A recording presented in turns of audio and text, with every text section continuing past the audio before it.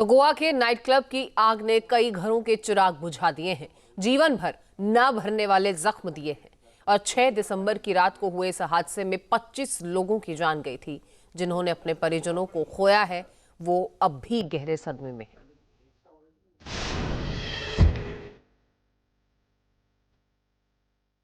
Music और dance के बीच लोगों की मस्ती,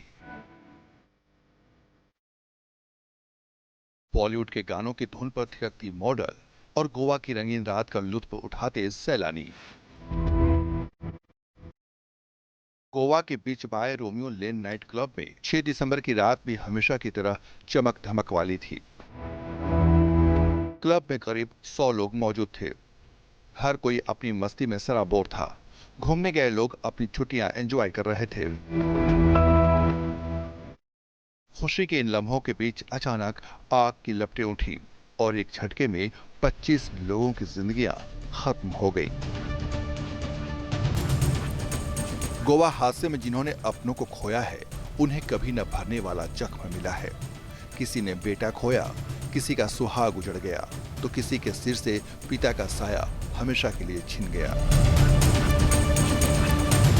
गोवा के भीषण अग्निकांड में दिल्ली का एक परिवार खत्म हो गया। दिल्ली के जोशी परिवार के 5 सदस्य 5 दिसंबर को छुट्टियां मनाने गोवा पहुंचे थे। उन्होंने 9 दिसंबर तक का पैकेज लिया था। परिवार के 5 लोगों में विनोद कुमार, उनकी पत्नी भावना जोशी, भाभी कमला जोशी, साली अनीता जोशी और सरोज जोशी उस रात नाइट क्लब में मौजूद थे। अचानक क्लब आग की लपटों में घिर गया और परिवार के 4 सदस्यों की जान चली गई, जबकि विनोद की पत्नी भावना किसी तरह बच गई। इस घटना के बाद दिल्ली के सादतपुर एक्सटेंशन की गली नंबर 15 और रोहिणी में रह रहे पीड़ित परिवार सदमे में है। विनोद कटवाल बहुत ही मिलनसार, सामाजिक, हंसमुख, व्यवहारिक आदमी। हमारी पूरी गली को बहुत बड़ा अफसोस है। हम एक परिवार की तरह रहते हैं और हमारा परिवार के सदस्यों का जाना हमारे लिए बहुत ही दुखदायी, जिसको हम बयां भी नहीं कर सकते।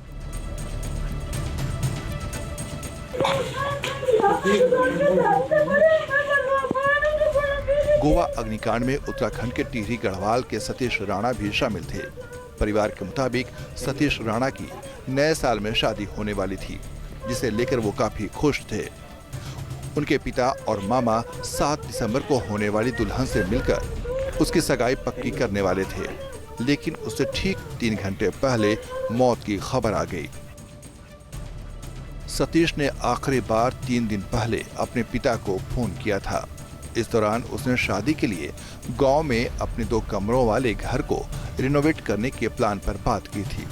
सतीश परिवार में कमाने वाला इकलौता सदस्य था। वो करीब 2 साल पहले गोवा गया था और 6 महीने पहले ही उसने बीच क्लब में नौकरी शुरू की थी। गोवा के नाइट क्लब में लगी भीषण आग ने कानपुर के रोहन की जिंदगी भी छीन ली। मौत की खबर मिलते ही परिवार में कोहराम मच गया। रोहन कानपुर के कई रेस्टोरेंट और बार में काम कर चुका था। फरवरी 2024 में उसने अच्छी सैलरी की चाहत में गोवा का रुख किया। मृतक रोहन सिंह नाइट क्लब में शेफ का काम करता था। गोवा के अरपोरा में बीच बॉय रोमियो नाइट क्लब में रांची के 3 लोगों की मौत हुई। इनमें से 2 भाइयों की भी मौत हो गई। परिजन सदमे में है।